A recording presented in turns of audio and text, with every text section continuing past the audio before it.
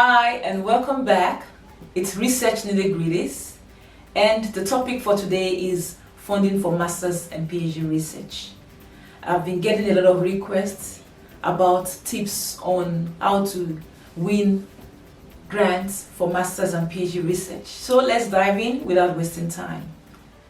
The very first tip I have for you is that you need to do some form of reality check. I have sent in some links in the description to the video, so do take your time and go through the links, and I wish you all the best in your applications. The very first thing that you should understand is that you need to determine whether you actually qualify for this funding or not. So you need to take your time, analyze the existing funding you have in the particular window you are working in, and determine whether you actually have the majority of the requirements of the funder.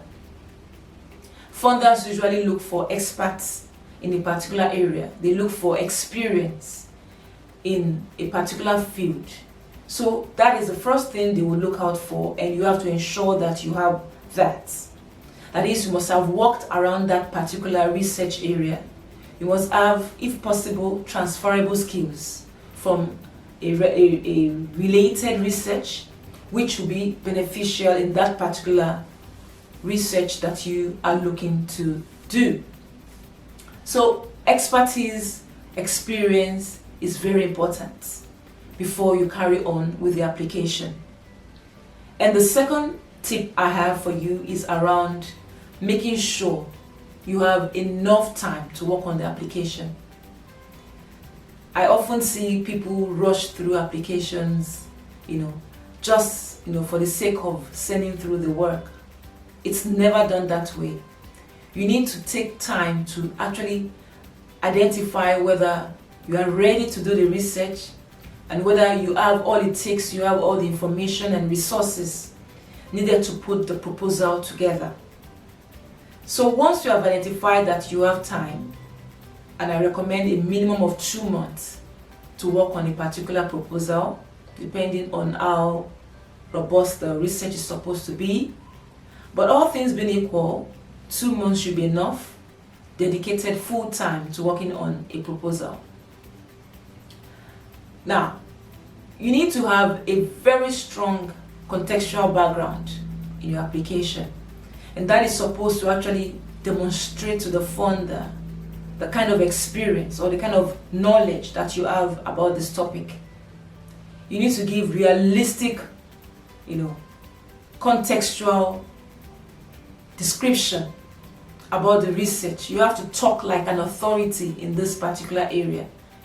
And speaking of authority, you need to be able to draw on very recent references. You cannot talk about what has happened 10 years ago and you're willing to contribute to the conversation now. That should be still by now. So you need to engage in the conversation and draw on very recent, and new conversation going on in that research. You need to, of course, spend time to identify this gap that you want to fill. There is usually a research gap in every kind of research work. Could be methodological, could be theoretical, it could be in policy.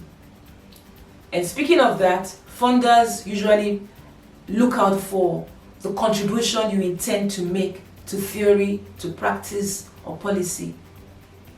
So that is very important. You need to clearly state what you intend to contribute from the word go. It has to be very clear.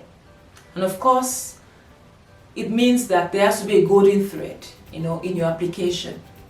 You need to be able to reiterate the main point in your application. What is your application about? They have to be able to understand from every description the main idea that this application is about. What is this problem that you have identified? And in what ways have you planned to solve this problem? And that is going to lead to methodology. What methodology are you planning to embark on or to use? You need to, of course, draw on what is existing in the literature in terms of methodology, but you also need to see your creativity. You have to be innovative in, coming out with new ways of dealing with this problem. All right, so I would also want to talk about engagement, community engagement. Funders are also looking into researchers who are not just particular about writing, but also communicating the outcome of their research to the communities or the business environment that they are working in. So you need to establish in your proposal how you are going to carry on doing that. And that is pretty much what the proposal is about. And of course, that should have some form of influence on your research questions. What are the questions that you want to ask of yourself, and in what ways you plan to what? Solve the problems.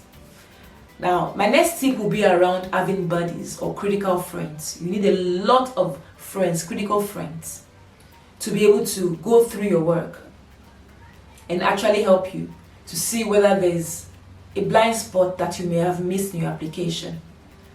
So you need to, of course, proofread your work. You cannot send unedited applications to a funder. That is a red flag already. That would be DEX rejection. So you need to take your time, and that of course means that you cannot rush through the application very close to the deadline. Networking is very important. You need to tell as many people in your network about your intention to get funding in what particular country you are looking at. And once you have gotten the funding, let's assume that you're now working on the research, or you're probably doing research right now and there's no funding for your research. Other forms of getting funding would be tutoring.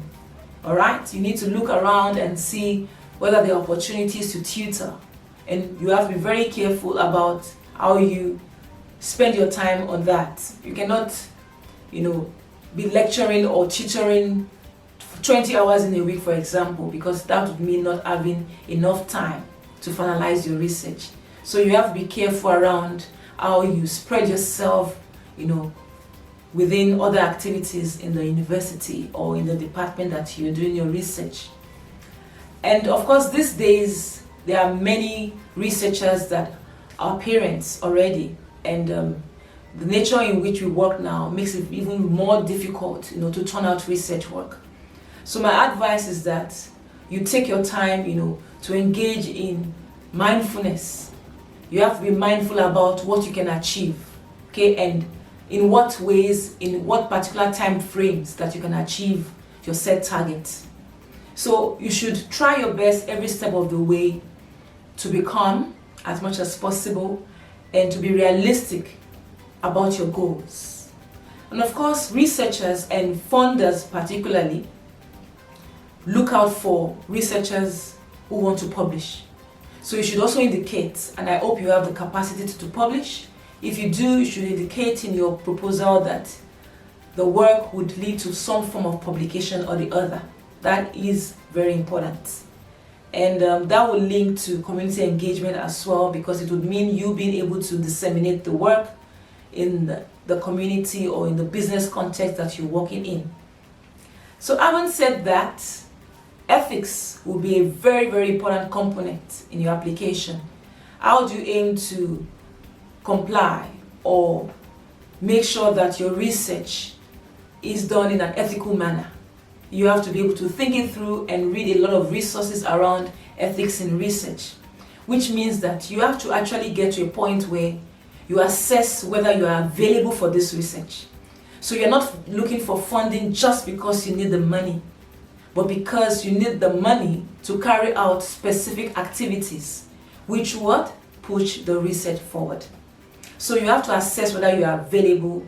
You have to be sincere about what you want to do and be sincere about what you want to achieve or what you aim to achieve from the research. I wish you all the best in your application. I'm available for any kind of consultation. My contact details are also in the description of the video. Take care of yourself and bye for now.